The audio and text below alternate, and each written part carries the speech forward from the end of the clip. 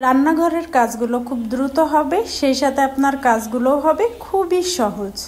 আসসালামু আলাইকুম everyone, welcome back to my channel. আমার এই ভিডিওটা দেখার শুরুতে প্লিজ একটা লাইক দিয়ে দিন, আর ভিডিওটা ভালো লাগলে চ্যানেলটা সাবস্ক্রাইব করে বেল বাটনটা অন করে রাখবেন। চলুন কথা না বাড়িয়ে আজকের ভিডিওটা শুরু করা যাক।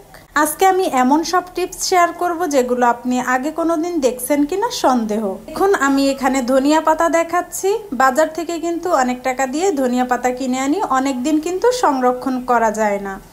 খুব সহজে আপনি অনেক দিন পর্যন্ত সংরক্ষণ করতে পারবেন সেই রকম একটা টিপস আপনাদের সাথে শেয়ার করব। টিপস নাম্বার 1, দেখুন অনেক সময় কিন্তু পানি খেয়ে বোতলগুলো ফেলে দিই। এই বোতলটা ফেলে না দিয়ে আজকে আমি কাজে লাগাবো। ধনিয়া পাতা খুব ভালোভাবে বেছে পরিষ্কার করে নিয়েছি, দেখেই বুঝতে পারছেন। দেখুন বোতলটা কিন্তু আমি অর্ধেক কেটে নিয়েছি। সবগুলো ধনিয়া পাতা আমি এই বোতলের ভিতরে রেখে দিব। এই বোতলের ভিতরে রাখলে ফ্রিজে রাখারও প্রয়োজন পড়ে না, অনেক দিন পর্যন্ত কিন্তু এভাবে রেখে দিলে থেকে যায়। আপনারা একটু সামান্য পানি ব্যবহার করবেন, তাহলে দেখবেন অনেক দিন পর্যন্ত এই ধনিয়া পাতাটা ভালো থাকবে। এভাবে আপনারাও একবার আমার এই টিপসটা ফলো করে দেখতে পারেন। তবে কিচেনের সৌন্দর্যও কিন্তু বাড়ানো যায়। এভাবে আমি রেখে দিব, কিচেনটাও কিন্তু খুব সুন্দর দেখা যাবে। দেখুন একদমই কিন্তু তাজা ফ্রেশ আছে আমার এই ধনিয়া পাতাটা, ঠিক এইভাবেই থাকবে কিছুদিন। এভাবে রাখলে ধনিয়া পাতা কিন্তু পচে যায় না। অনেক সময় দেখি ধনিয়া পাতা পচে নষ্ট হয়ে যায়।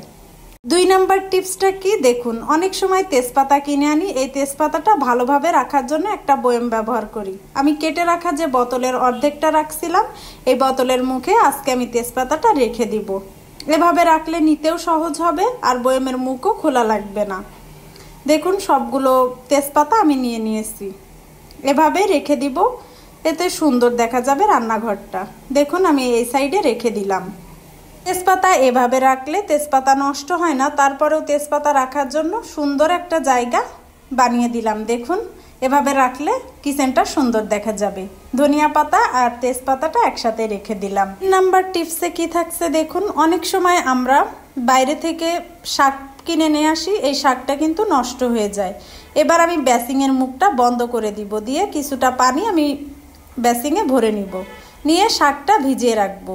অনেক সময় কাদা থাকে বাইরে থেকে আনার সময়, তো কাদাটাও চলে যাবে আর খুব ভালোভাবে পরিষ্কার হয়ে যাবে। এতে কিচেনের কাজটা খুব সহজেই করা হয়ে যাবে। দেখুন কতটা কাদা আর ময়লা বের হচ্ছে। কিছুক্ষণ ভিজিয়ে রাখলে অনেকটা ময়লা বের হবে, আপনারা পুরোটা দেখলে বুঝতে পারবেন।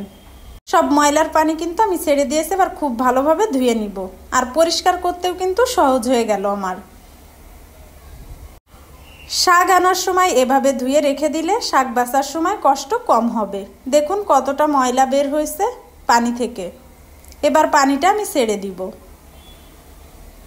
দেখুন সহজে আমি আপনাদেরকে দেখালাম শাক কিভাবে পরিষ্কার করতে হয়। শাক বাছতে বাছতে কিন্তু অনেকটা সময় আমাদের চলে যায়, তো এইভাবে আপনারা শাকটা বেছে নিতে পারবেন। আর শাকের পানিটা ছাড়িয়ে নিলে অনেক দিন পর্যন্ত সংরক্ষণ করতে পারবেন। খুব ভালোভাবে আমি ধুয়ে নিয়েছি, এবার শাকটা কেটে নিলেই হয়ে যাবে। 4 নাম্বার টিপসে কি থাকছে, এখানে আমি পানি গরম করতে দিয়েছি। এবার বেসিংয়ের ভিতরে ফুটন্ত গরম পানি দিয়ে দিব। অনেক সময় ময়লার জন্য বেসিংয়ে পানি আটকে যায়, সেজন্য গরম পানি দিব। গরম পানি দিলে ময়লাটা চলে যায়। দেখুন অনেক দিন বাসায় না থাকার কারণে নিচে অনেকটা ময়লা জমছে, এই সময়ও কিন্তু আমি গরম পানি দিয়ে দিব, আর একটা তার দিয়ে খুব ভালোভাবে পরিষ্কার করে নিব। 1-2 বার এরকম তার দিয়ে ঘষে নিলেই কিন্তু নিচেটা খুব সুন্দরভাবে ক্লিন হয়ে যাবে। আপনারা দেখেই কিন্তু বুঝতে পারছেন কতটা ময়লা। পরবর্তীতে পরিষ্কার করার পর কতটা ময়লা ক্লিন হয়েছে ওইটাই আপনাদের সাথে দেখাবো। দেখুন 1-2 বার কিন্তু ঘষে নিয়েছি, আর কতটা ময়লা বের হয়েছে দেখেই কিন্তু বুঝতে পারছেন। আগের অবস্থা আর এখনকার অবস্থা দেখে কিন্তু অনেকটা ক্লিয়ার হয়ে গেছেন। আপনারা প্রতিদিন এটা একবার হলেও ক্লিন করে রাখবেন, তাহলে একদিনে এত কষ্ট করা লাগবে না। এটা আগে যারা বাসা ভাড়া থাকতো তারা অনেক অপরিষ্কার ছিল, যার জন্য আমাকে এই রকম করে কষ্ট করতে হচ্ছে। দেখুন গরম পানি দিয়ে খুব ভালোভাবে পরিষ্কার করে নিলাম। ভাড়া বাসায় অনেক সময় অনেক ময়লা থাকে, যার কারণে আপনারা একটু গরম পানি নিয়ে এভাবে পরিষ্কার করবেন। দেখুন ওয়ালের সাইডটা কতটা ময়লা ছিল, আমি এই তার দিয়ে সামান্য একটু ঘষে নিচ্ছি, তাহলে ক্লিন হয়ে যাবে, তৈলাক্ত দূর হয়ে যাবে। এভাবে প্রতিদিন রান্নার শেষে আপনারা ক্লিন করে নেবেন, তাহলে রান্নাঘরটা ঝকঝকে থাকবে। প্রতিদিনের কাজ প্রতিদিন করলে একদিনে আর করা লাগে না, আর কাজটাও খুব সহজ হয়ে যায়। দেখুন রান্না শেষে কিন্তু আমি খুব ভালোভাবে এভাবে ক্লিন করে রাখি, যার কারণে আমার প্রতিদিন অল্প কাজ করলেই হয়ে যায়। আপনারাও এই টিপসটা ফলো করতে পারেন।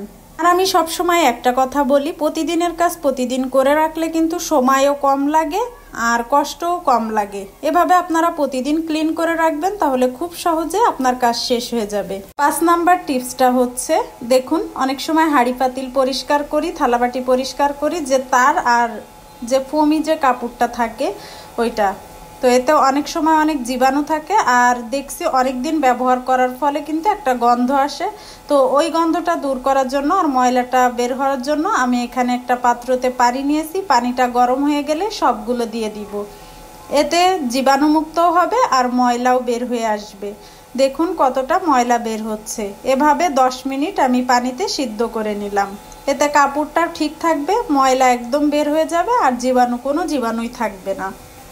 এটা ফুটে এলে ঠান্ডা হয়ে গেলে পরিষ্কার পানি দিয়ে ধুয়ে নিব। আমি অফ ক্যামেরাতেই পরিষ্কার পানি দিয়ে ধুয়ে নিয়েছি, খুব ভালোভাবেই পরিষ্কার হয়েছে আর জীবাণুমুক্ত হয়ে গেছে। 6 নাম্বার টিপসে থাকছে, অনেক সময় বাস্কেটে ময়লা রাখি, যদি এইভাবে পলি দিয়ে রাখি তাহলে বাস্কেটের নিচে ময়লা লাগবে না আর বাস্কেটটা প্রতিদিন পরিষ্কার করা লাগবে না। এই পলিটা ধরে ফেলে দিলেই কিন্তু হয়ে যাবে। দেখুন আমি এই পলির ভিতরে সমস্ত ময়লা ফেলতেছি। এভাবে অনেকটা ময়লা জমে গেলে পলিটা এভাবে উঠিয়ে নিয়ে পলি সহ ফেলে দিব। দেখুন বালতিটা কিন্তু আর ক্লিন করা লাগলো না, এতে কাজটা সহজ হয়ে গেল। কাঁচামরিচ কিভাবে সংরক্ষণ করবেন সেটাই আজকে শেয়ার করব টিপস নাম্বার 7। বাজার থেকে কাঁচামরিচ আনার পর কাঁচামরিচ থেকে যে বোটাটা থাকে ওই বোটাটা ছাড়িয়ে নিব, আর এক্সট্রা যে ময়লা থাকে ময়লাটা পরিষ্কার করে নিব। দেখুন আমি বোটাটা ছাড়িয়ে নিয়েছি। এবার একটা টিফিন বক্সে আমি রেখে দিব। টিফিন বক্সে এভাবে রেখে দিলে 10 থেকে 15 দিন সংরক্ষণ করতে পারবেন। তবে আমি নর্মাল ফ্রিজে রেখে দিই, অনেক দিন পর্যন্ত কিন্তু এই কাঁচামরিচটা ভালো থাকে। আপনারাও এই টিপসটা ফলো করতে পারেন। আমার সবগুলো টিপস আপনাদের কাছে কেমন লাগছে অবশ্যই কমেন্ট করে জানিয়ে যাবেন। টিফিন বক্সের মুখটা লাগিয়ে দিয়ে এবার নর্মাল ফ্রিজে রেখে দিব, অনেক দিন পর্যন্ত এভাবেই থাকবে। এবার আমি এখানে একটা ঝুড়ি নিয়েছি, ঝুড়িতে একটা শপিং ব্যাগ নিব। অনেক সময় শপিং ব্যাগ ফেলে দিই, তো ফেলে না দিয়ে এই ঝুড়ির ভিতর এভাবে রেখে দিব। নাম্বার টিপসে দেখাবো পেঁয়াজ কিভাবে অনেক দিন পর্যন্ত সংরক্ষণ করে রাখা যায়। দেখুন পেঁয়াজ কিন্তু সবগুলো আমি দিয়ে দিব এই ঝুড়ির ভিতরে। এভাবে পেঁয়াজ রাখলে পেঁয়াজ কিন্তু একটাও নষ্ট হবে না, অনেক দিন পর্যন্ত সংরক্ষণ করা যাবে। মাসের পর মাস এভাবে রেখে দিলেও কিন্তু পেঁয়াজ কিছু হবে না। পেঁয়াজ থেকে যে এক্সট্রা ময়লা ছিল সেই ময়লাগুলো কিন্তু ফেলে দিয়েছি। দেখুন খুব ভালোভাবে এভাবে রেখে দিব, তাহলে অনেক দিন পর্যন্ত এই পেঁয়াজটা ভালো থাকবে। 9 নাম্বার টিপসে কি থাকছে দেখুন, এখানে আমি দুধ জাল করতে দিয়েছি।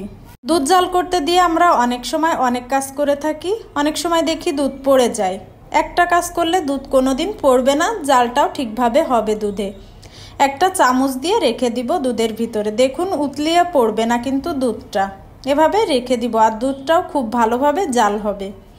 দেখুন দুধটা কিন্তু খুব ভালোভাবেই জাল করা হচ্ছে আর দুধটা বাইরেও পড়ে যাচ্ছে না, একটু খেয়াল করলেই বুঝতে পারবেন। টিপসটা ফলো করলে গ্যাসের চুলাটা আলাদাভাবে পরিষ্কার করার দরকার হবে না, তাই আপনারা এই টিপসটা ফলো করতে পারেন।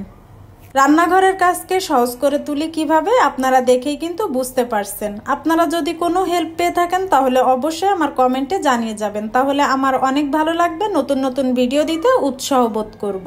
আজকে আমার এই ভিডিওটা এই পর্যন্ত। সবাই ভালো থাকবেন, সুস্থ থাকবেন, ফিরে আসবো নতুন কোনো এক ভিডিও নিয়ে। আল্লাহ হাফেজ।